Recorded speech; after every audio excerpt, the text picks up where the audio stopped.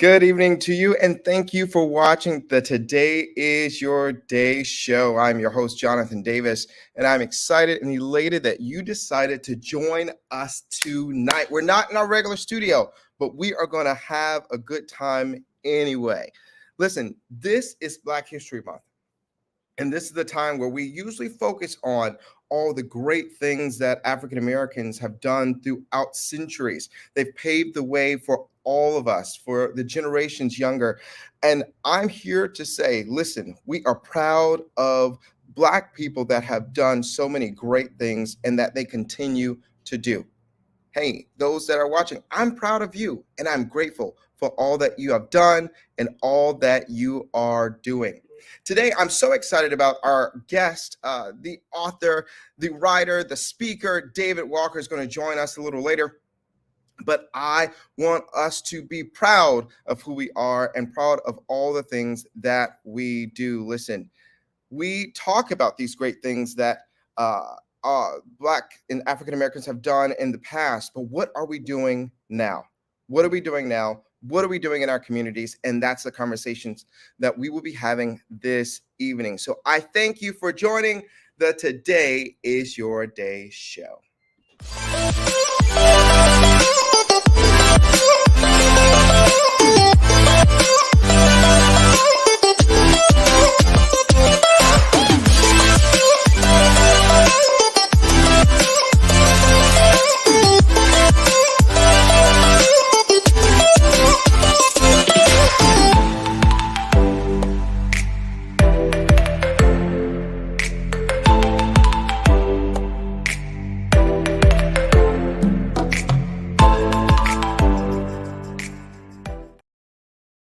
Again, I welcome you to the Today is Your Day show, and I'm your host, Jonathan Davis. But before we have our amazing guests, let's find out what's going on in our announcements.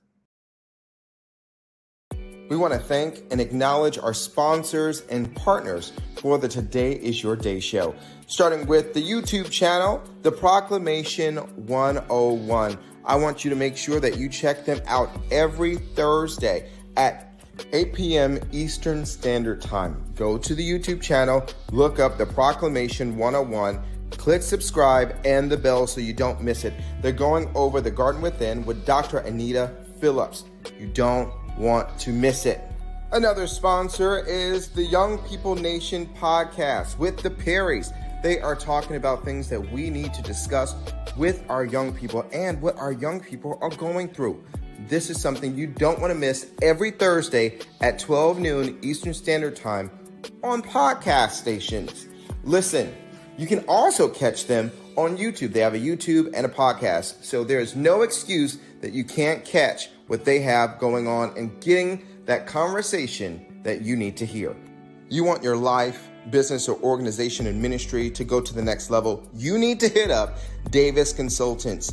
They do branding, life coaching, CEO mentorship, executive coaching, business coaching, and ministry consulting. Listen, you need to hit them up at www.davisconsultantsgroup.com. Take your life, your ministry, your business, and organization to the next level. You don't want to miss out on this in 2024. You need to cancel all your previous plans for the 23rd and make sure you are there in Lincoln, Georgia at the night of worship and prayer. Kimberly J Ministries is putting this on and you don't want to miss it. It is going to be amazing.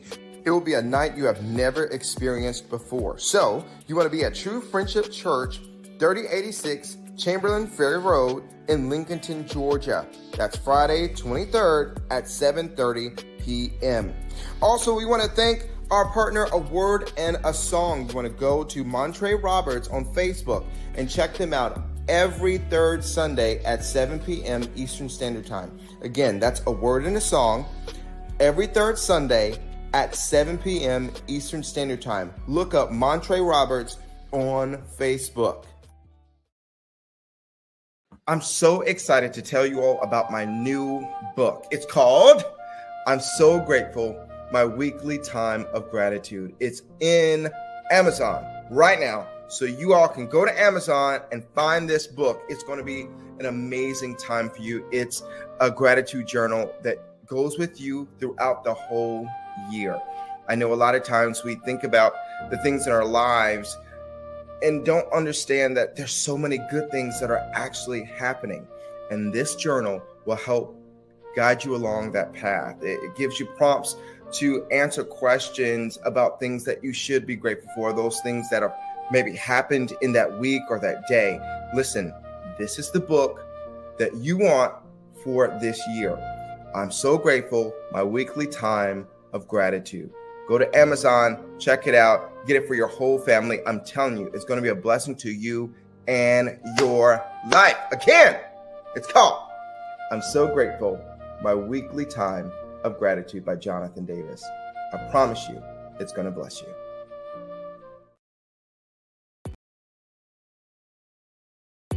Hey friends, this is your life and business coach, Jonathan Davis. I was talking to a client and we were talking about how this person in their life means so much to them. And so they do a lot of things to make sure that this person in their life knows that they mean a lot to me. That's what they said. And so I asked the question, okay, what do you show yourself, or how do you treat yourself to show you that you mean a lot to you? And they were puzzled by this question. And so I ask you, what are you doing in your life to show yourself that you mean a lot to you? Look at the decisions that you make. Look at your habits. Look at how others treat you and ask yourself, am I really showing myself that I mean a lot to me? If you're seeing that you don't show these things to yourself, there's time for change. Remember, we are winning in 2024. I'm here to help. Reach out to me. Remember, today is your day. I'm Eugene Perry.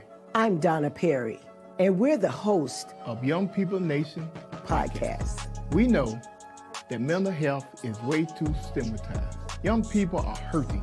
They are in dark places, just wanting to feel heard.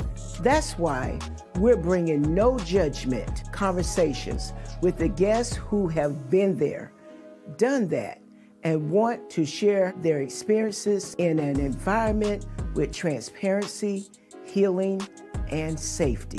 So tune in and subscribe wherever you listen to podcasts. And just remember, there's always hope.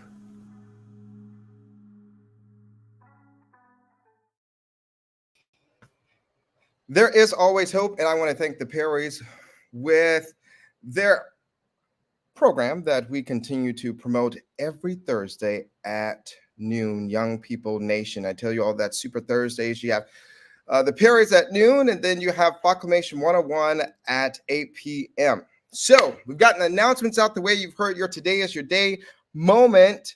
Now let's bring up our guest that we have been excited to hear from.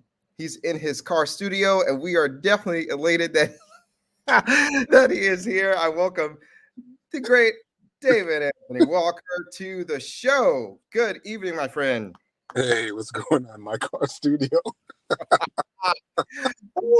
I understand. And we welcome you back. We've had him on the show before. And, you know, I thought it's so crazy how life works, you guys. So I thought, you know, it's Black History Month. I would love for David to come on the show. I don't know if he'll have time or if he'll be able to. And the time I thought about it, he hit me up and was like, hey, let's do this. I'm like, what, man? You were on my mind. So here we are.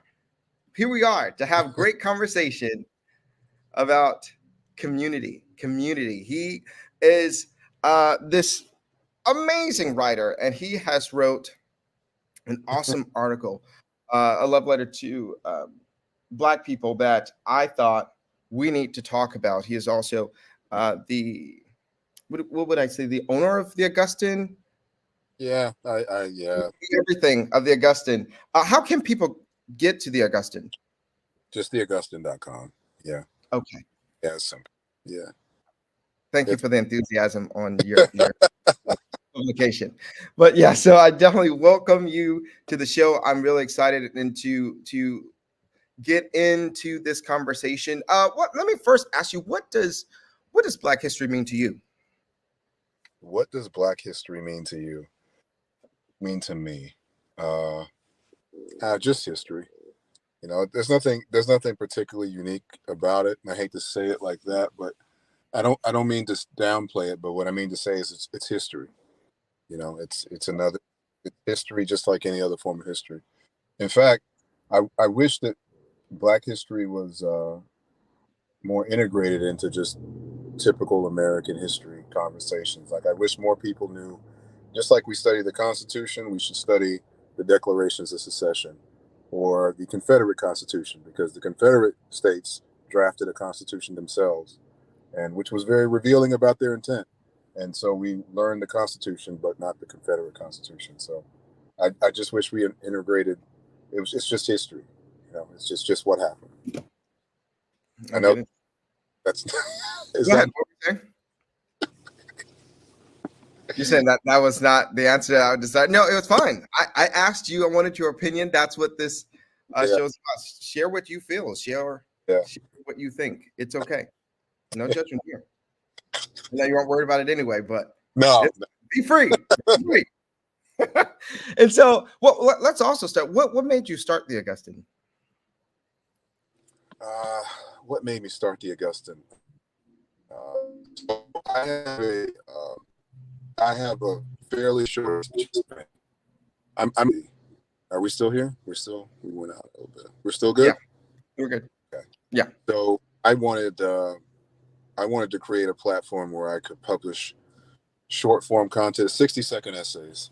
So they're, really easy to read, but just had some thoughtful perspectives that didn't lean one way or the other. Because most of the content that I read, if you go to a certain platform, it's going to be from this political perspective or that political perspective or that racial or that religious or whatever it is. But I just wanted something that I could express my point of view and be thoughtful and have people have discussions about it in it doesn't fit into one category or another.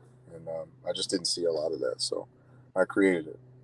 And anytime I think of something, I just have to create a platform for it. I just can't just have an idea and not do anything with it. So, which I think is great. I think a lot of us should do the same. I think many of us have ideas. Many of us have passions about things, and a lot of times we just sit on it.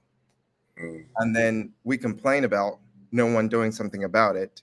Yeah. Are doing it. And then, but everyone doesn't understand we're all waiting on you. Yeah. We're waiting on you. Yeah. If we get that, if we change our mindsets on that, like, I don't see this, I don't see that, and not realizing there's your wealth right there. There's your wealth right there. When you don't see something and there's a pulling on you that you saw that nobody else saw, there's the need. You need to feel it. You need to feel it. Yeah, sure. I know I'm preaching to the choir here, but pretty much. All right. So tell us and I have specific questions, but tell me what inspired you to write this love letter to Black people? Frustration. Seeing the amount of energy and effort and time that goes into certain aspects or certain concerns in the Black community and not others. Seeing when people outside of the Black community think about helping Black people or doing things to help Black people, the kinds of things that that money, time, and resources get pointed toward.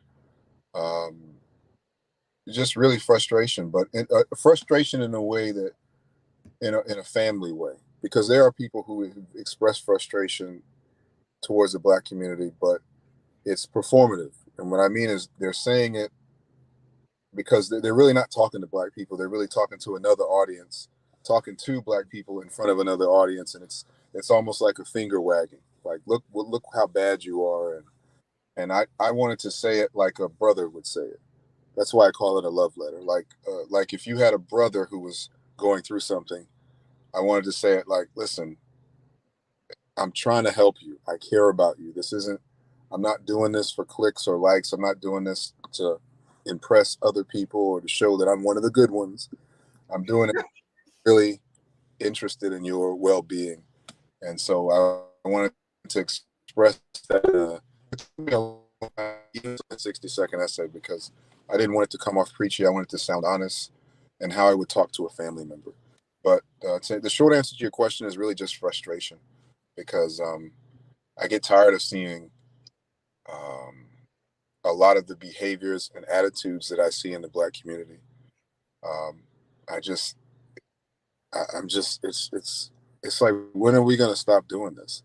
You know, um, just some obvious things, and I feel like we're right now where the pendulum was culturally, where it was very easy to be critical of Black people, and 60s, 70s, 80s, 90s, and now the pendulum has swung so far where you can't say anything, and if you say anything you might get hit with the R word, or you might get hit with the C word, or it's like, but we have to be able to have some form of correction. We have to be able to say, this is good, this is bad, this behavior will help us thrive, this behavior will be detrimental and destructive. And if we can't even say that, I mean, what are we what are we supposed to do if we're just beyond correction? So, the funny thing is, explaining that essay took longer than the essay. And that's it's only okay. 60 seconds long. And it's a 60-minute show, so we're good. We're good. And in reading your article, or 60-second essay, it's all about community. And what do you define community as?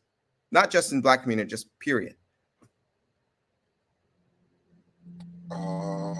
That's community is a group of people who have a silent agreement between each other about how we're going to behave, what we tolerate, what we don't tolerate, shared values, shared ambitions, shared interests. It's a silent agreement, and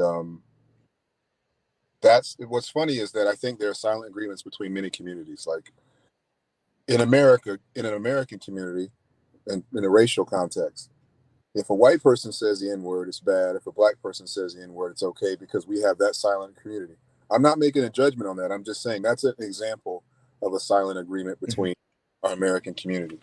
If a woman hits a man, it's not seen as offensive if a man hits a woman. That's a silent agreement, and there are so many silent agreements that we have amongst each other, and that's what builds our community. That's what binds us.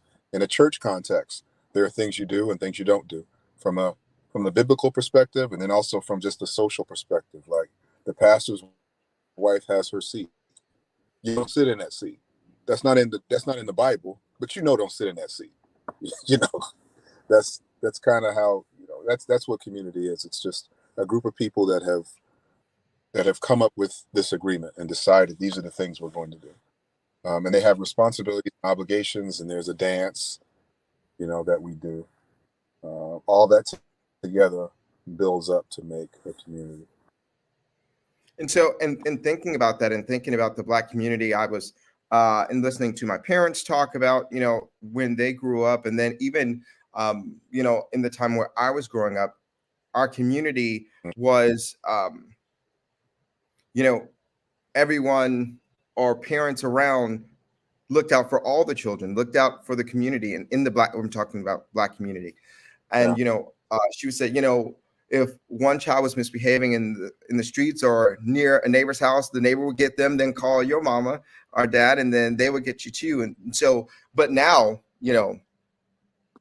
we can't do that. Well, one, no one wants to talk to anybody. No one cares what's going on. We would rather pull our phones out and record things instead of helping.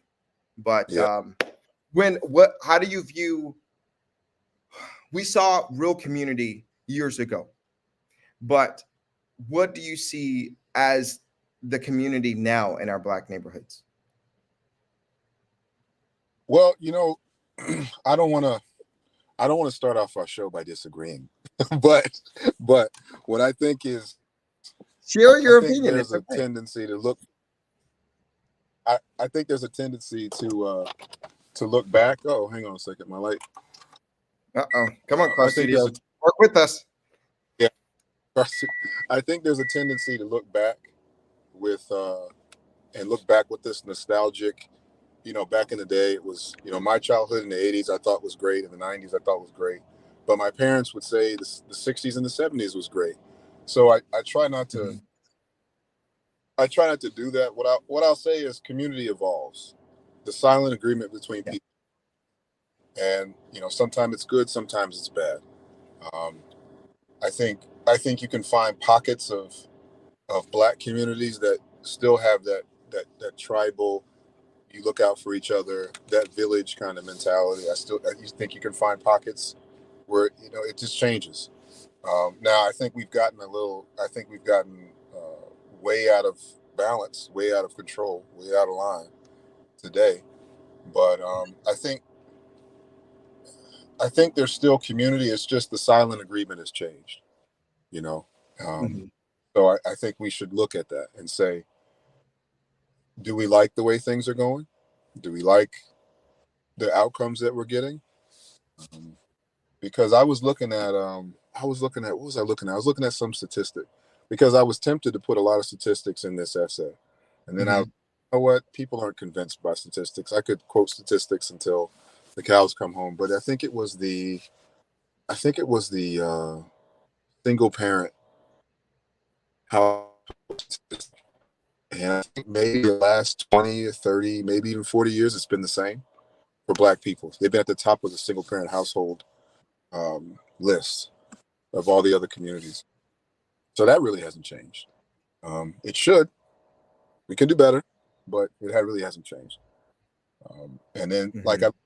income, Black people have been at the bottom of the income level for as long as I can remember. So it wasn't money. Um, yeah, I don't know. I try not to look back and say, back in my day, it was so much better. I think it's been bad for a while. Been bad for a while. I think it's just wow. Uh, but I think I look back. I listened to when I was a kid. I used to listen to Bone Thugs and Harmony. That's a rap group. I don't know if you remember them, Of but course.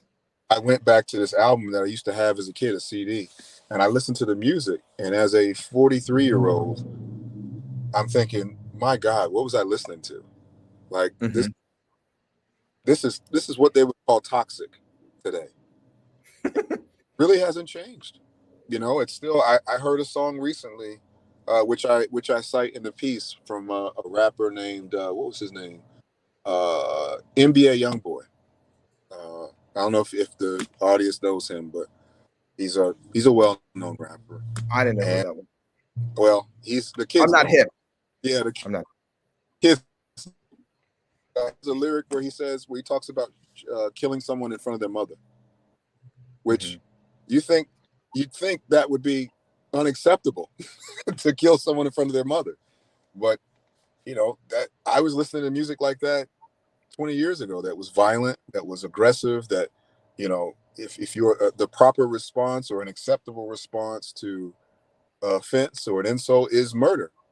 And fortunately I had a strong background and other things and other values that usurp that, but kids don't have that. I can see how listen over and over would manifest itself in your life. Um, but yeah, so I say all that to say I don't know if I agree that things have changed because murder music has been in rap since I was a kid, and I'm 43. Um, so I don't. And from what you just talked about, I was trying to pull from the article. Is that, would you say, the opinion from the excerpt of today we can decide what matters most and what we will not tolerate from each other? If we are, in fact, a community, could I ever justify extinguishing my brother's life over an insult? Would poverty be a good excuse? None of us would accept any amount of poverty as justification for child molestation. And so, how could we ever allow it to excuse the gravest act of taking a life or embedding such destructive thinking within catchy songs? Would that be an Yeah, explanation yeah. of what you just said? That, that's what that is because often I'm having a conversation, and oftentimes when I talk to Black people about like gang violence, inner city violence, this person killed this person because which is really insane to me that we as a community can tolerate a Black person killing a Black person just because they were insulted. Which the fact that that's not shameful which I really wanted to focus this piece on shame, but we'll get to that. But so to answer your question is, it's like oftentimes when I talk about violence between Black people, gang violence, one of the responses I get is, well, that's how they grew up, and it's because they're poor, and it's because they live in this ghetto, and so that's the reason why they behave that way. So that's why I made the example about child molestation. There's no amount of poverty that we would accept. If someone said I raped children, and I'm sorry to be graphic, but we're adults. If someone was convicted of raping children and they're teenagers, and we caught them, and they said, well, the reason why I did this is because I'm poor, we wouldn't accept that. The Black community wouldn't accept that. No community would say, oh, okay, that makes sense. And yet we would accept that for someone murdering somebody. So if you rape a teenager because you're poor, that's ridiculous. But if you murder them, we say, oh, yeah, that makes sense.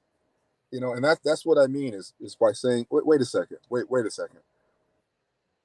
We're killing people that look like us for the silliest reasons, and sometimes you can't affect you can never affect how somebody else feels or what somebody else does. But what I'm trying to say is, as a community, you would think that it would be shameful. And I think looking at what we shame and what we don't shame, like here's another example. If you witnessed a crime, like let's say you witnessed a homicide, and you went to the police, you had nothing to do with it, and you saw as a Black person killed another Black person, and you saw it, and you ran to the police, and you said, this guy did it, he killed this guy. What would you risk being called? What's the risk? What would they call you if you ran to the police and told? Right. So, but that's the craziest thing, because what you're saying is to hold a murderer accountable. I'm somehow the object of the shame. So if you have a community that silently agrees that that's a snitch is a bad thing, what kind of community are we building? What is that community going to look like if the people that want to hold criminals accountable are the bad people? And, so those are the kinds of things I'm saying. Let's look at this now. Let's look at, what are we doing? I work in a hospital, and I often have patients that have been incarcerated or are currently incarcerated. And it seems to me like the patients that are the criminals that are the murderers almost have this air of reverence around them. Like he's dangerous, he's bad. But then the child molesters are always the worst ones. And I'm thinking, shouldn't they both be horrible? I mean, this person killed people. That's not cute, And so I think that's why you can say that in a rap song. Like I don't know how many rap songs. Even one of my favorite artists, Jay-Z, has rap songs where he talks about putting hits out on people, like going to people's mothers' houses and harassing them or killing them, which is interesting, because anytime a rapper that I've heard talks about killing someone or hurting someone, they always talk about their mother grieving. Don't make me make your mother cry, because I think in that is something revealing that there aren't enough dads, because I don't think any person would ever harm a child when their father, because that's like a death sentence. I have 3 daughters. If you harmed any of my daughters, you might want to change your name and move to Mexico. And I'm not saying that to be a tough guy. I'm just saying a father protects the children. And so it's very revealing that a lot of these rappers talk about, killing someone in front of their mother, or going to their mother's house, or, making their mother cry. It's never the father. So even the rap music is revealing about some of the concerns I have. Another really long answer. That's okay. It's okay. And so how do we? Don't do it. Don't do it. Don't ask me what. Read the last 2 sentences of the piece before you ask me what we should do. I was like, I read it. Hold on, what does it say? What can we do? The question always frustrates me. The question always frustrates me. I do remember checking about that one. We know the answers. We always did. Okay. So what he says, then you all definitely need to read the whole thing in its entirety. It says, what can we do? That question always frustrates me. We know the answers. We always did. I love you all, and I hope this message reaches you. Because I think a lot of times we do, just like this conversation, and everyone that's watching is hearing you say these things. It's like, oh yeah, they should just, you know, We that's know been our conversation. but when people ask me that, when they say, what can we do? It's almost like we are trying to relinquish our responsibilities and give it to someone else. You give me the answer. No. You know the answer. You know. And really, I'd ask the question, when people say, what can we do to make things better? I would just ask the question back to them. What can you do? If all you can do is, if you spend a lot of time on social media, if you see some person doing something on social media that is shameful, it's just like when people argue on social media a lot about things they don't agree with or things that they don't like. And if you saw something deplorable on social media, many people will comment and say, that's disgusting, that's horrible, why are you doing that? Okay, well then why is it that if there's a famous person that's African American saying something wrong, or a rapper or somebody promoting ideas that are harmful to our community, say something? And I think shame is such a powerful thing. Shame exists, and I think it's a powerful thing and a powerful tool. And I think things that don't make any sense. Stitching. When I grew up, one of the things that was an insult was speaking. Are we still together? I don't know. Yeah, now we are. Are we? We're still together. Okay. One of the things that was shameful was speaking, being articulate. That was something that kids would use to shame Black kids, and they say they're talking white.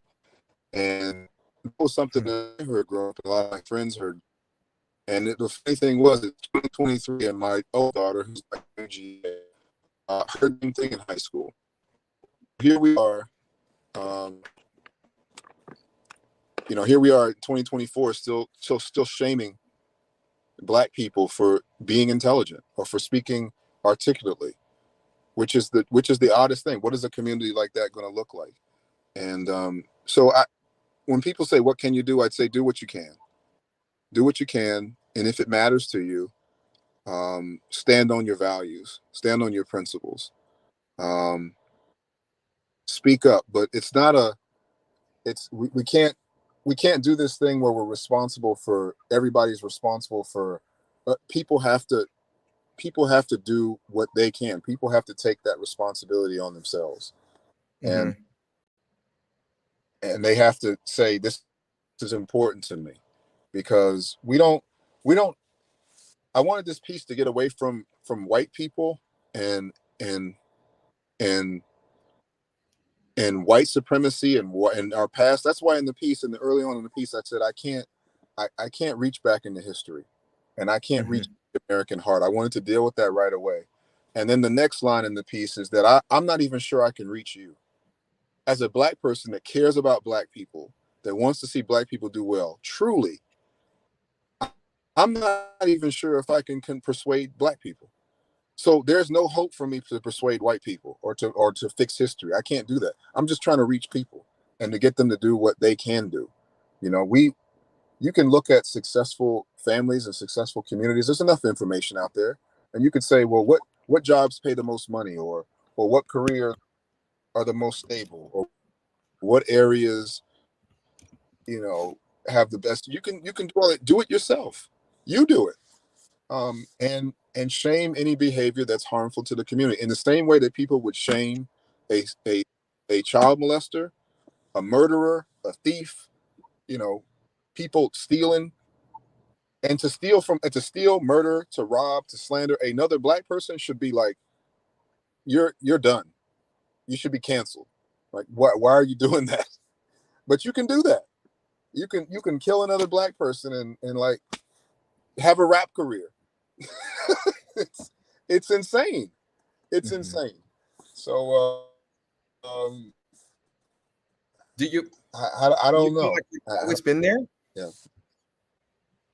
What's that? Do you feel like we've always been there? Been where? And that's in this place of these being, I guess, okay. Us You know not being what? shameful of these things. I think history made it harder to be like that, and that's why I had the line in the piece. I was hoping you'd get to it about the Klan, Oh, I did that. Yeah. because I think Sorry, I've when been just feeding off what you've been saying. no, it's all good. So I wrote a line in the piece about bringing back the Klan, in part because it was emotional. Another part is I think when you have when there's an outside, I mean, like when there are people riding around your neighborhood in hoods and kidnapping black people in the middle of the night, it's a lot easier to stay together. And it seems like that's what we've carried on. So like a situation like George Floyd, it's easier for us to come together around that than to come together educating kids or keeping families,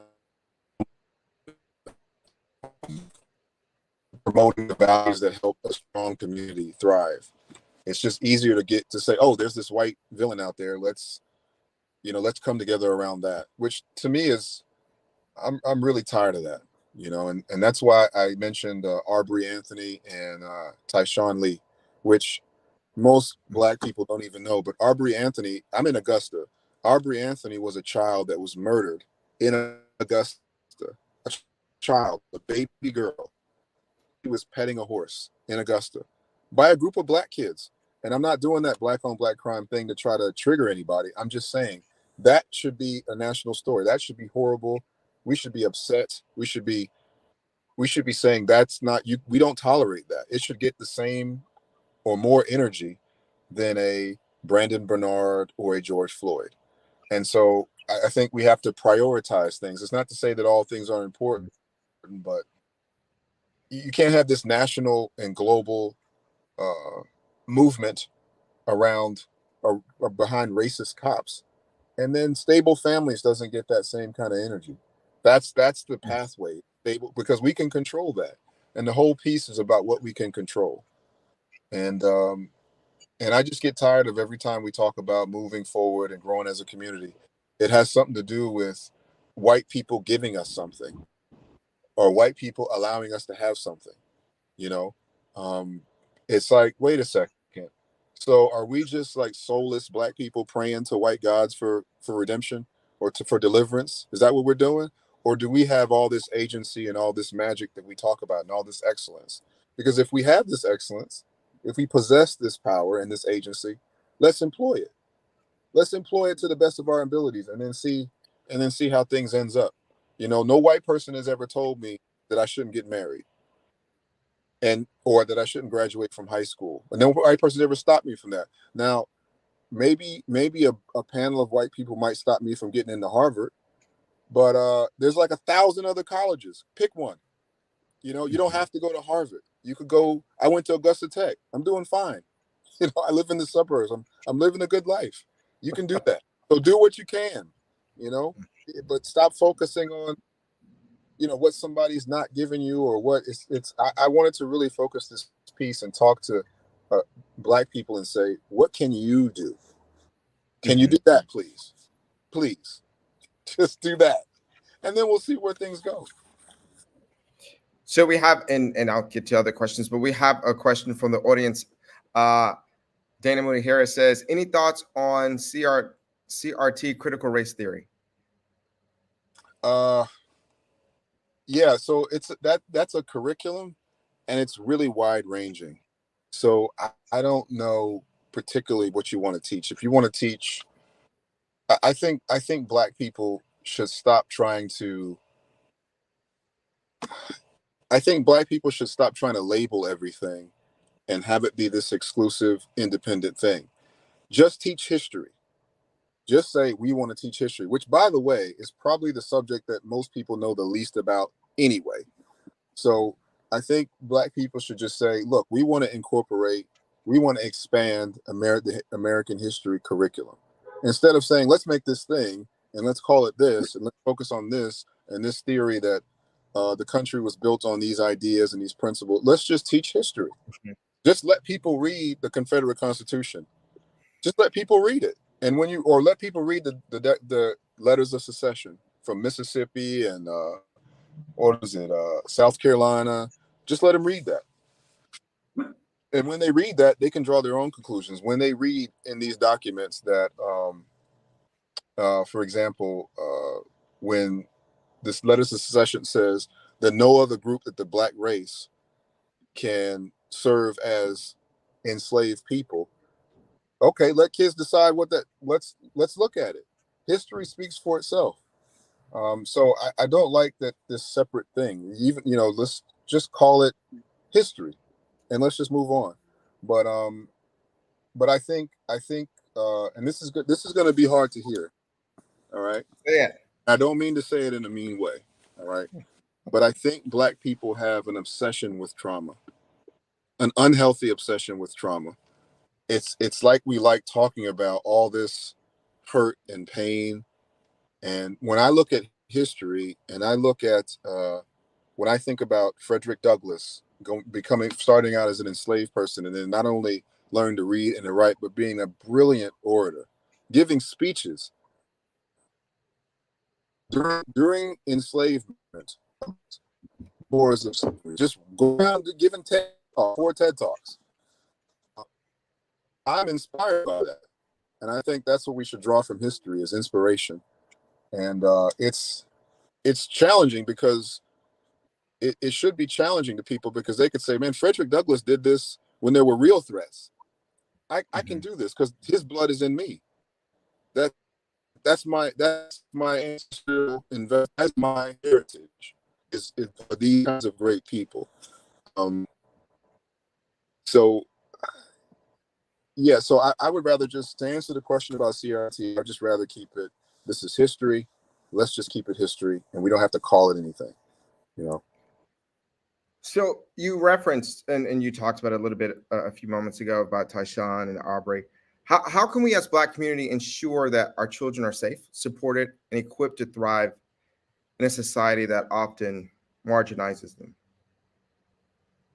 I think that last part is the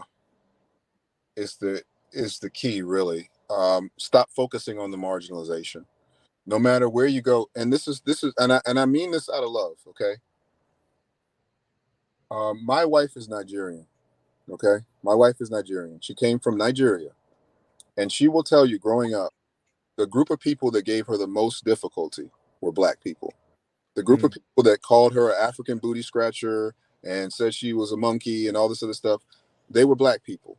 And I say that not to shame Black people. I say that to say it doesn't matter what community, how you splice a community, there are going to be people that abuse people. Okay? So, and there are going to be people that marginalize people for a variety of reasons. Race is one of them. Okay? It could be religion. It could be, if you're a devout Christian and you say, I don't believe in abortion, and you're in a academic setting, not like a college setting where there are people more liberal, you might receive some marginalization for those views. And so there's no avoiding that. So what I would say is just file it in just charge that marginalization to the game and focus on what builds good communities. And when you ask me that question, the answer is obvious. When you say what builds good communities, well, look at the communities that do very, very well, like Asian communities. Well, Asian communities have the highest income, they have the lowest crime, and guess what they have? The highest marriage rates. And people who are successful often come from two-parent homes. That's not to discredit single parents, but that's to give a child the best opportunity. That's why I said in the piece, stable homes are important. And that's something we can control. How you pick your partner. Don't pick a partner who just tickles your fancy. Pick a serious partner who's going to help you through this world. If you're a Christian, pick a devout Christian who has values and principles, someone who's going to be able to help you be a good partner through your life. Build a family that way. The problem is kids are doomed before they even start. And then people say, well, here come the excuses. Well, what if we're poor? Listen, two people who work at McDonald's can give a child a good life. I don't care what you say. Two people working at McDonald's can give a child a good life. It might not be the best life, but they can give you a good life, a decent life, a respectable life. And so I think we focus on the things that you know what? here's what frustrates me, man. Black people know what to do. Y'all stop. Don't ask me no more questions. You know what to do. You don't listen. Come on. I'm sitting here trying to give particular answers. Y'all stop playing. You know what to do. You know it. If you want to know, you'll know. Black people, I have a guy who I work with. He'll say, "Hey man, I saved 50%. You know, Nike.com's got a sale, and you save 50%. And if you log on at 11 o'clock and you log back off and you log back on, it'll double your coupon and you'll get 75% off." Okay. See how you figure things out that you care about? You see how you do that? We can do this. So it's like we can't be helpless and kings and queens at the same time. Which is it? You know what to do. You know if is it okay for a kid to listen to music that is hypersexual and is talking about having multiple partners? Is that good for a young girl to listen to? Is it good for a young man to listen to music that talks about shooting people? Is it good for young children to hear people argue or to have two parents that just had some casual sexual encounter? Or is it better for him to have a mother and father? Is it a good idea for that person to, is it a good idea for kids to value athletics when only 450 people play in the NBA right now versus how many nurses there are or how many physicians assistants? Which one should get your time and attention? Just, you know what to do. You know what to do. We know the answers. And if you don't know the answers, look, find someone who's doing well and copy what they're doing. It's really not that hard. The same way you would do anything else. If somebody, there's all these scams going around, right? That say like, not scams, but like get rich quick things where they'll say, if you want to buy a house, if you want to buy a house and don't use your own money, come to my program. You know, those things like, you can use other people's money and buy a house and flip it and do all this stuff. People will pay hundreds of dollars to go to these programs, but don't want to listen when I say you need to be married, or if you're going to have children, be married, or you need to graduate high school before you even think about having children, or you need to consider going into a job that doesn't excite you as much but has a stable income, or you need to stay away from credit card debt, or those boring things that lead to stable communities. But you want to go to a certain seminar where they learn how to flip. Be serious. take life seriously. When you download when you listen to certain songs or certain music on iTunes or whatever platform you use, you're voting. You're telling the community what's most important, what has value. And if everything you're telling the community is sex, drugs, violence, having fun, partying, dancing, what do you think that's going to lead to? Doctors? I mean, my kid is in Beta Club. I'll turn it over to you. I'll give you this example. My kid's in Beta Club. Oh, well, actually, all my kids are in Beta Club. You show up to Beta Club, it's like half the auditorium, like maybe 30% of the auditorium is full of people coming to Beta Club to see the Beta Club inductees. You go to a basketball game, you go to a football game, and people that don't even go to the school anymore show up there. What are we saying to our kids about what's more important? What message is that sending to them? We okay with that? The kids are saying, I bust my tail in school, I get straight A's. Nobody knows. I get the smallest trophy. But if I can dunk a basketball, I'm all over the internet. It's like, yeah, that kid's hot until he's 19, until he doesn't make it to college or he doesn't make it to the pros and you forget about him. Meanwhile, the nerd who was in the Beta Club for 4 years is now making $250,000 a year. This story happens all the time. It's like, I hate to say wake up, but please. Please just do we don't need a group for this. Just you listening right now. You do it. You. Another question from the audience. Do you feel our schools and institutions of learning are teaching our young people and preparing them for the outside world? Yes and no.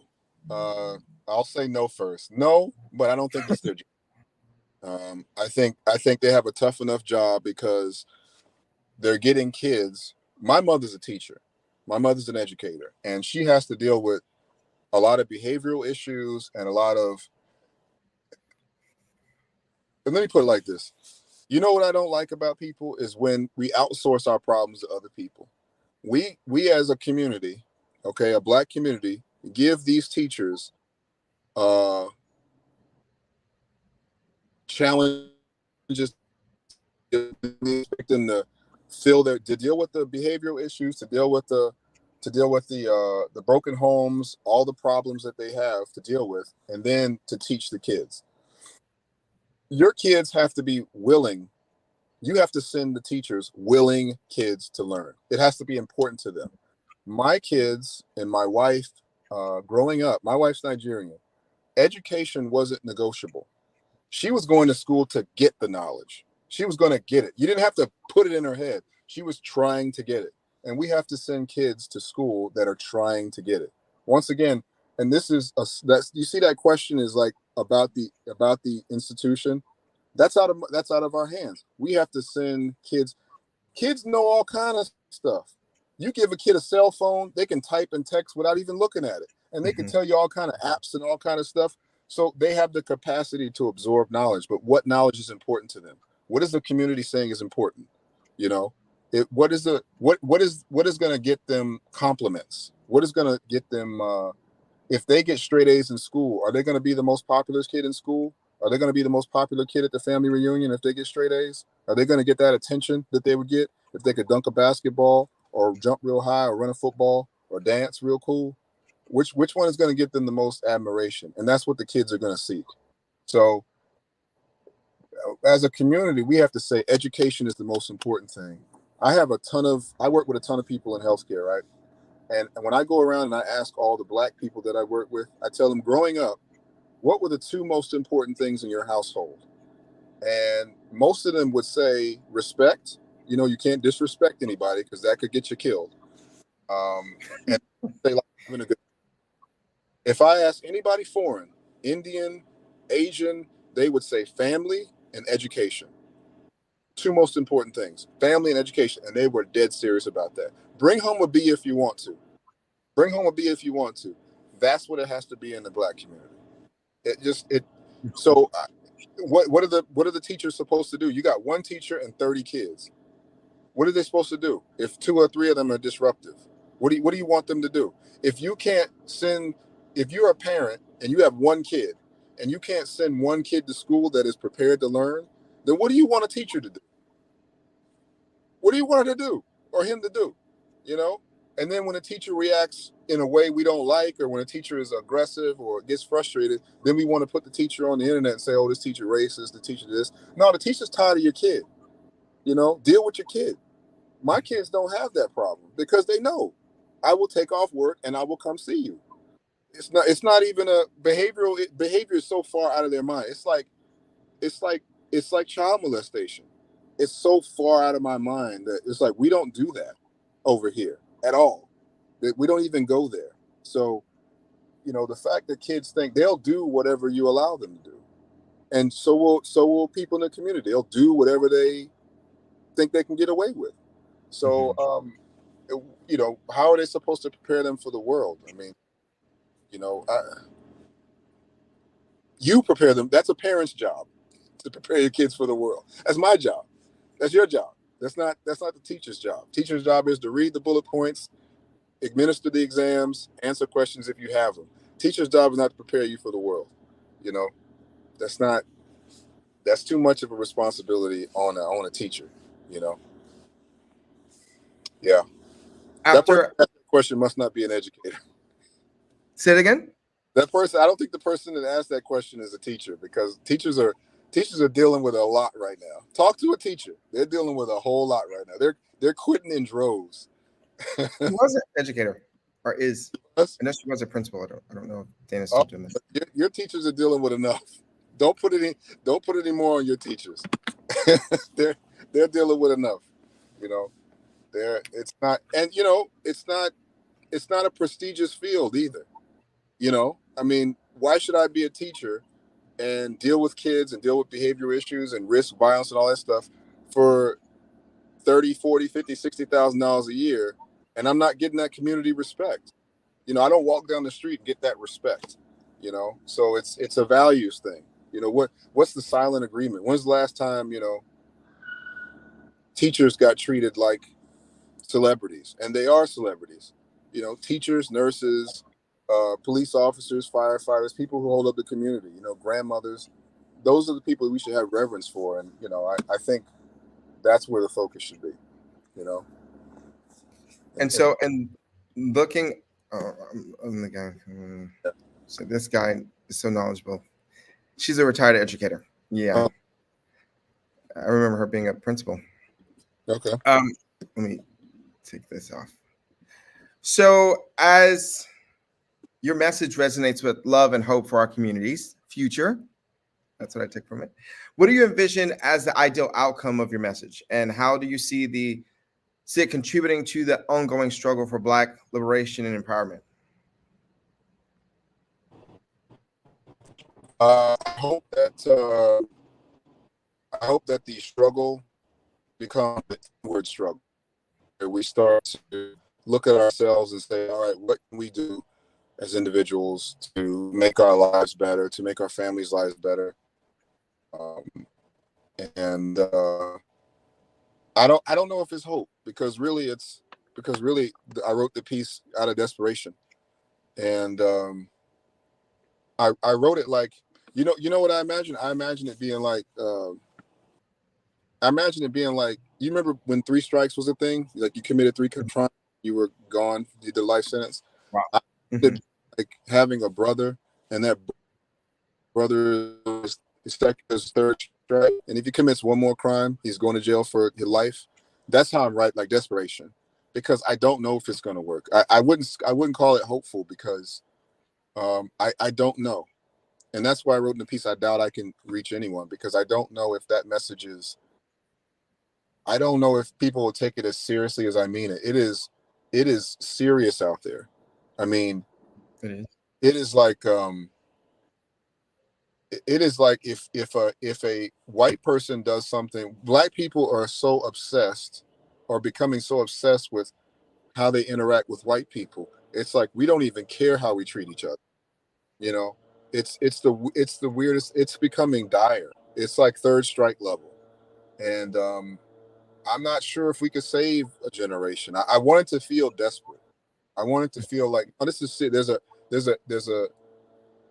an asteroid headed toward the Black community. It's not a game. I mean, I sit here and I laugh and I smile and I try to be clever, but it's not a joke. I mean, we got, I know white people like to talk about Chicago as a way of deflecting from police brutality, but Chicago is not a joke. These kids are killing each other in for no reason. It's insane. And when I talk to guys who have been incarcerated, it's like their whole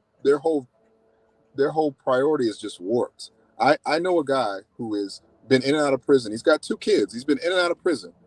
Those kids are doomed from the moment they were born, because their father's in prison, in and out of prison. And it's going to just be the same old thing over and over again until we change until we look at our values, until we say, you know what, you can't. I'll put it like this, getting back to rap music, and I hate to say it, but it's a cultural thing. Rap is part of Black culture. If you made a rap song, can I say the N-word here? I know this is a Christian station. I don't want to upset your. You're good. Be free. Okay. Yeah. If you have a rap song and you say, I'm gonna kill a nigga, right? You could say that, and you could get a Grammy. You could get reward. But if you replace that nigga with Jew, or trans person, or white person, or any other group of people, you will lose everything you have. Why is that? Why can you say that to Black people? Will sing that song. Why is that? And that's what we have to look at. We can't say, well, the white executive. No. Why would you sing that song? Why would that be okay with you? Why would that not be offensive to you? Talk about killing somebody. Talk about clips and slide and all this other stuff and all these slang terms we use. Ops. There's a word called op, which is slang for opposition, my enemies. And black rappers use that as just like this cool little slang. You're talking about another black person. You know, what do you mean? You know, and I see the comment that says cancel culture, but what is cancel culture directed towards? Because it's not gonna go away. But why is it that you can kill a nigga in a song and you can just live your life? You know, black people would just be like, yeah, that's fine. You know, what? That's your brother he's talking about. That's your son he's talking about. That's your father he's talking about killing. You know, why is that okay? You could be a gangbanger and, you know, and then like do interviews with people on YouTube and talking about, you know, how you used to do this and how you used to do that. You could be a drug dealer, which is selling poison to a community, and then turn around and they're like, become this upstanding citizen. Like, you poisoned the community. But if you are a child molester, you will never live that down. But how could you live down killing and poisoning? It's like it should all be in the same category, you know, or we'll come up with terms like what's the term we use? A euphemism we use. We'll say like thick, or she's plus size, or she's curvy. Black people, particularly black women, have the highest levels of obesity. Mm-hmm. The highest levels of obesity. And I work in healthcare. Most of my patients that I deal with, I'm a dialysis nurse. Most of the patients I deal with are black. 13% of the population, I'd say 80% of my patients are black. And it's directly related to obesity and diet.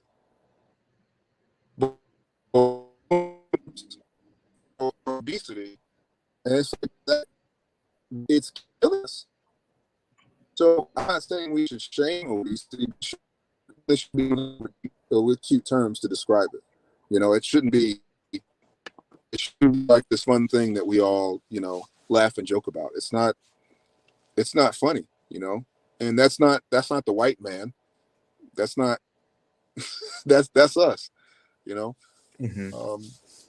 So really, I don't want to talk about anything that's not us, you know. If it's not, mm-hmm. If we're not talking about us, I don't want to talk about it. I can't see you, Jonathan. Where you at? I'm here. We can hear and see you, which is I good. Can't see you. You're. I don't know if you're talking to me or not, but I can't see you. Can you hear me? Okay, I can see you now. Awesome. Can you hear me? Yeah, I can hear you now.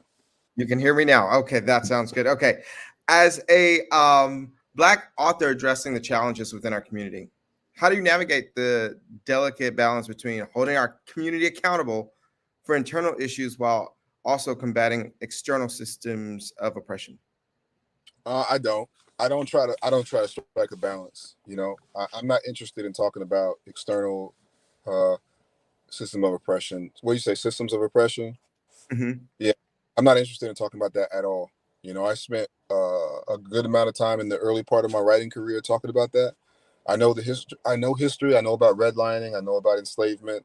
I know if you look at a timeline of American history starting in 1619 and 2024, the majority of that time, Black people have been under some form of oppressive living circumstances. I get that. I don't care. That's my answer. I don't care. It's at this. I don't balance it. I say, what can you do? Because that's the only thing you can control. You know.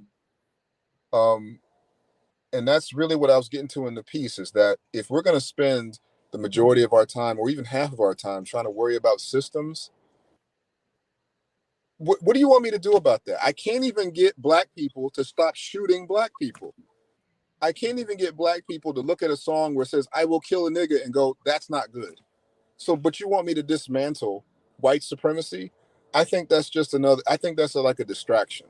You know, I think if you want to do something, you figure it out. And I think if you want to look at history, you should draw encouragement from that. If you're not going to look at it to draw encouragement from, then you're wasting your time. If you just want more trauma porn, okay, fine. You know, you can watch Roots 1,000 times. It was horrible.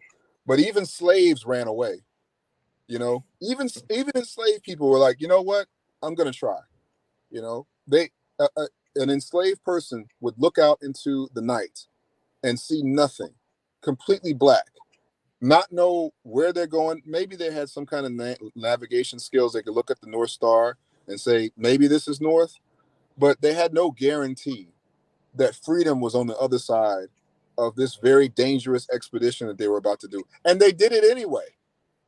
You mean to tell me that that is the blood, that is the tradition that you come from, and you need help to try to figure out how to get a job or how to go to college or how to stay with your wife or how to protect your wife or how not to kill somebody that looks like you because you feel some offended?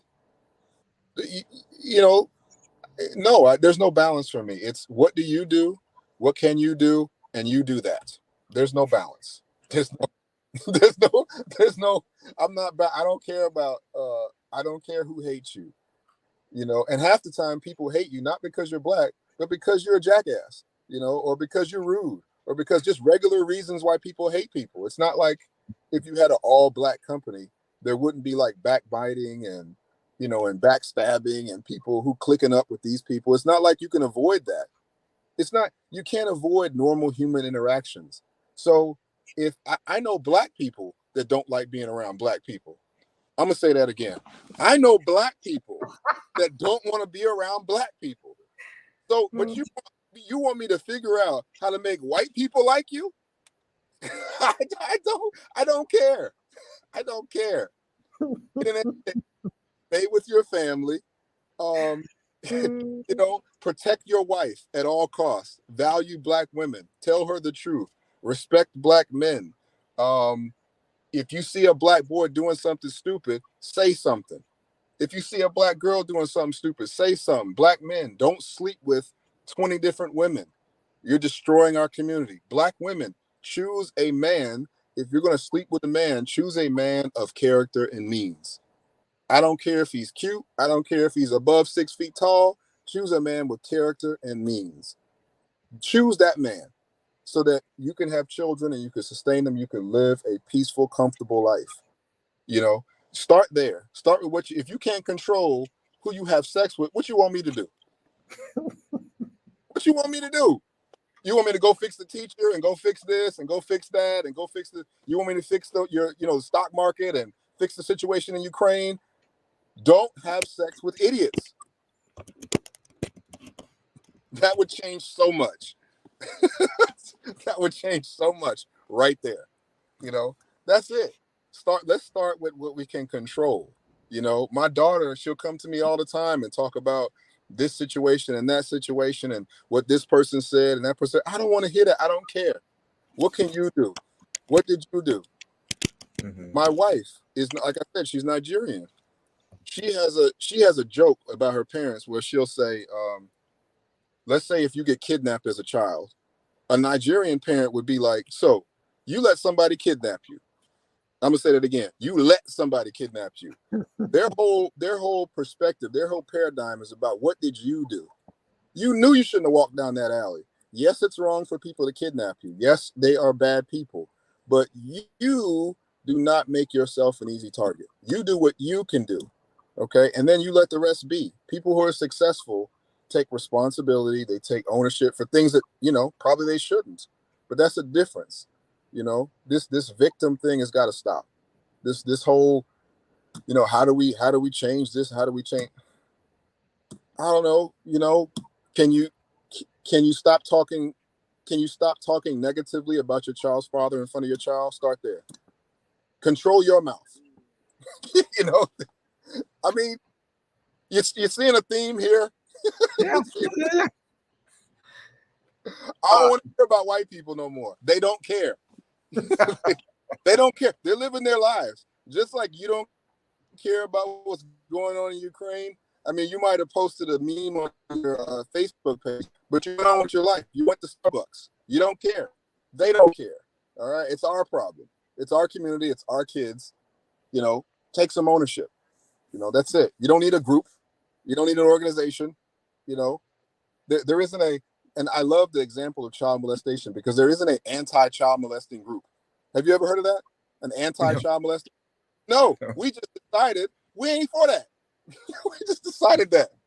We just went like, you know what? We're not for that. Okay. You can't do that here. Okay. If you do that here, we're going to put you on a list. We're not going to invite you to the barbecue. You're not cool. All right, same thing, same concept. Pathways are already there. All right, it's murder, drug dealing, misogyny, messing with women, being rude to women, being disrespectful. Put all that in that group, and you can't do that here. And guarantee you, people will straighten up, and they'll be like, "Oh, I can't get away with that." All right. Sorry for yelling. You're good. Would you, and this is a question for the audience, would you say, and what you just said would be the answer to how do we bring pride back into the community?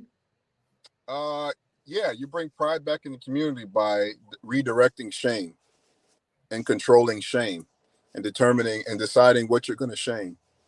And we shame things that we don't like, and we say we start being more intentional about what you shame, because it's shame. That's what shapes people. If you any culture in any environment, if you go to your church, what behavior will be shamed, and you don't do that, or at least you have enough sense to hide it. You know what to lie about. you know what to not tell people about, because it's shamed. Okay, let's just harness that in a way that's going to be helpful for Black people. So, a lot of the people I grew up with, they knew if they got pregnant in college, in high school, that would be shame. They knew if they didn't get a degree, that would be shameful. That would be something that would be frowned upon. I mean, but we've gotten to the point where so many destructive behaviors are tolerated, and you just can't tolerate it. So if you're on social media and you see something crazy, say something. If you're in a conversation and you hear somebody saying, somebody talking about health or obesity, say, obesity is bad. It's killing a lot of us. If you hear somebody talking about, if they get upset at the job and they say they don't know me, I turn this, I do this, I do that. Why are you doing that? Why are you acting like that? That's don't act like that. Oh, were you worried about white people? No, I'm not worried about white people. You're acting foolish. Don't do that. Be a friend to your friends. Say the things that you know. You know the answers. You already know. That's the funny thing, is that I think all people do it, but Black people, and since we're talking about Black people, all people say, how can I outsource this? How can I have someone else be responsible for this? It's you. It's really you. The reason why our culture is like this is because of all the silent agreements we have with each other that we either don't say anything about or we participate in. And they're both kind of the same. They're both we're colluding together. The people that don't say anything and the people that are doing it.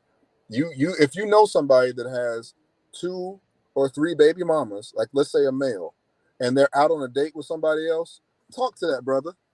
You got 2 kids already. What the hell are you doing? You got 2 kids already. Why are you doing that? Because if he raped somebody, what would you say to him? Right, exactly. But you're gonna let him go out here and he's got 2 kids already, and he's going out on dates. You know a woman who's got 2 kids by 2 different people, and you see him out at the club or you see him at the party. Ma'am, what are you doing? Where them kids at? Where them kids at? Say something. Say something. Why are you just saying, oh, she's just living her best life? That is not cute. You are failing your children. We are failing our children. You know what you're doing. We have one of the highest STD rates in Augusta, but we're still out here having sex and doing whatever. Say something. Hey man, maybe you should relax. If you're feeling bad, don't go out and get drunk because you're feeling bad, because you know how that usually ends up. Say something. You just gonna let people just walk off the cliff and just be like, yeah, well, and then we look. I wonder why we have a community like this. Why is everybody poor? Why doesn't anybody have anything? Why are we all scraping for dollars? Well, because we got a bunch of households where there's only one adult working. Get 2 adults in there and see. It's really easy for me to pay my mortgage when me and my wife work. It's real easy. I mean, we get it every month on time. It's easy. We never miss one. It's amazing what you can do when two people are working. It's Yeah. amazing. So do that. Do that. Why we got to party all the time? Okay, it's your birthday. Come out, go home. You got kids that got to go to school in the morning. Help them with their homework. You spend an hour or two. Do you spend an hour or two a day doing homework with your kids? Guess what'll happen to their grades? Guess what'll happen? And here's the other statistic I Go found. up. Yeah, Black people have the lowest SAT and ACT scores. I'm not sure if it's ACT or SAT, but it's one of the standardized tests. We have among the lowest. Well, how much time are we spending doing homework every night? Is it a priority? If do you see a bunch of fans at the spelling bee contest? Is education a priority? No, it's not. And so it's no wonder. So let's get the homework done. Let's spend more time doing the education. Let's get the parents involved. Make it a priority. Make it something that matters to you. Because when it's time to go out and it's time to have a good time, you're going to make sure everything is in line. You're going to make sure that grandma's watching the kids. You're going to make sure that you got your check. You're going to make sure that enough bills are paid to keep everything going so you go out and have a good time. Okay, so take them same priorities and direct it toward them kids at your house. It's the same thing. And listen, it may not work out. Okay, that's the reality. The reality is it may not work out. You may do everything right and it could still fail. Okay, but life ain't promised. In the same way that those enslaved Black people looked out into the darkness and said, you know what, I might not make it, I might not survive, but I'm gonna try anyway. That's what we need. That's the spirit we need. I'm going to try anyway. Because guess what? Because what I'm living in is so bad that I'm willing to try what's out there. Because that can't be worse than what we're doing right now. High rates of murder, low rates of employment, high rates of poverty, high rates of it's got to be better. Trying something else got to be better than where we're at now. And until we get to that like desperation point where it's like, look, man, we're falling apart. You know, and I'm not worried about how white people feel. If they don't think, I don't care what they think, you know, but I want to try what's out there. You think an enslaved Black person was worried about people talk about them? I'm trying to be free. I'm trying to be free. I don't care what you think about me. I'm tired of getting beat. Okay. I'm tired of getting beat. Let's try it. Let's try it. Let's see what happens. You have set the comment and audience section ablaze. They are enjoying you. Dana Harris, I want to tell you, he is actually in Augusta. How can people get, because they're like, let's take your speech on the road. How do people get in contact with you? You can go to theaugustan.com. You can go to Instagram, The Augustan. You can follow on Instagram. You can, DM there. You can go to Facebook, The Augustan. The social media things. You can go to all that, and you just reach out through that. But yeah, this is I sent this love letter to Black people out to lots of people, and we'll see what the response is. But yeah, just The Augustan. Go to any of the platforms. Twitter. I don't call it X. I call it Twitter. You go to Twitter, you go to Instagram, you go to Facebook. Facebook's probably a good one. I spend a lot of time on Facebook. You just follow on Facebook. I'll be making sure to, and I should have done it prior to the show, but I'm going to make sure I post the article. And definitely tell people to come back and watch the show because you had such great insight and great points and humor. But it's, just like the whole thing of like, say something. That is, if you got nothing today, say something. If you got nothing, because that say something. Yeah, say something. Man. No, but I mean, we've gotten a lot. It's been great listening to the points that you've made because it's so true. It's so true. We all know. We all can play a part. We all can say something. Yeah. We all can say something. Yeah, for sure. Wow. Is there any closing words that you'd like to say to the congregation? Not really. I mean, I love Black people.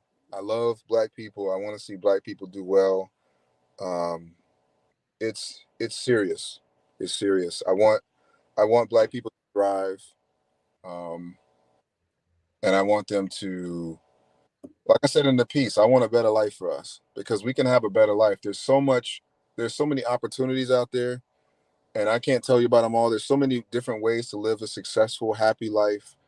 And I'm getting tired of seeing brothers throw their lives away. I just read a report. My daughter goes to UGA, my oldest daughter, and I Oh, just wow. read a report. Yeah, I just read a news report where there was a young black boy who robbed a young girl at gunpoint, and they ended up catching him. And I think I'm all for responsibility. People should be held accountable for their actions. But when I looked at that boy's mugshot, I just saw a beautiful black boy, a beautiful, beautiful black boy who just threw his life away. I mean, beautiful, and I just felt, I'm not trying to be dramatic, but I almost cried, man, because I was like, this boy he could have been anything, even if he was a trash man. That's a noble thing. That is a It noble, is respectable thing to be to very well. help your community. There's nothing wrong with that, you know. And he could have just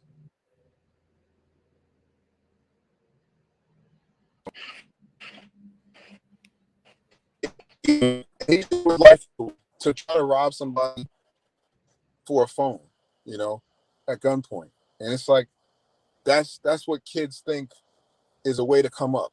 And it's just like this beautiful, beautiful, beautiful brown skin, beautiful hair, beautiful, just like he could have been a model, And I was like, you just threw your life away. You just threw your entire life away. Just another, he sold himself into slavery. That's what it is when you break the law. That's what it is when you become a criminal, when you choose that lifestyle. There's nothing less respectable than that. I would rather you be poor and struggle and work at McDonald's than sell yourself into slavery.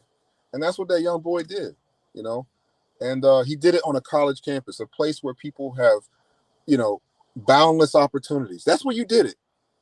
It was so sad. And I just thought, and I doubt anybody knows about that story, That should be a national outcry. That should lead to a protest. That should lead to fundraising and,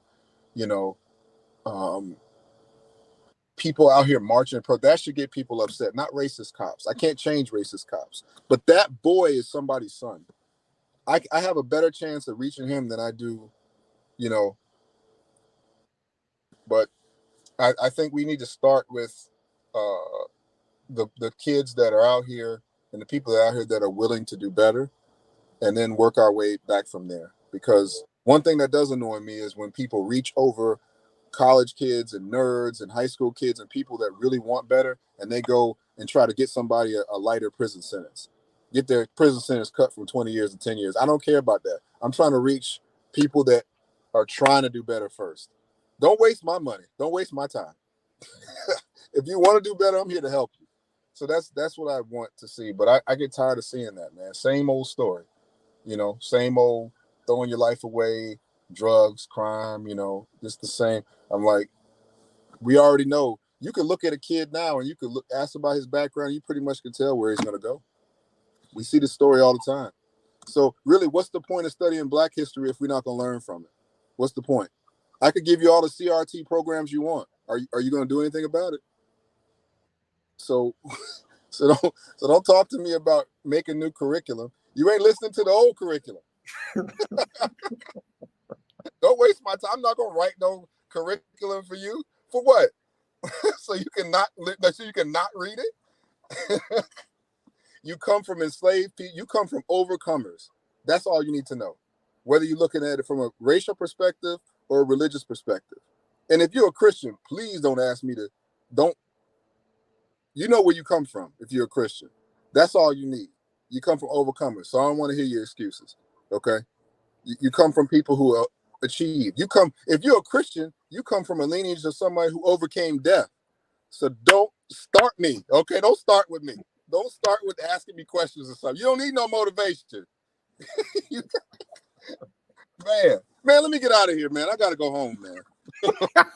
Well, I definitely thank you. And I thank the audience for being a part of this conversation, of course, always. And we are always happy when the great David Anthony Walker comes to the Today Is Your Day show. Again, I hope you all, I put it in the chat multiple times. I want you all to go to theaugustan.com, read this article, this love letter to Black people, but also read the other articles and 60-second essays that this great writer and speaker has shared with us tonight. And I definitely hope that he has some time to come back again to share even more great nuggets to the Today is Your Day show audience. So I definitely, again, thank you for being a part of us today. And I hope that you return. Hope that you return. And I want the audience to know it doesn't have to be your birthday for today to be your day. Awesome. Thanks, man.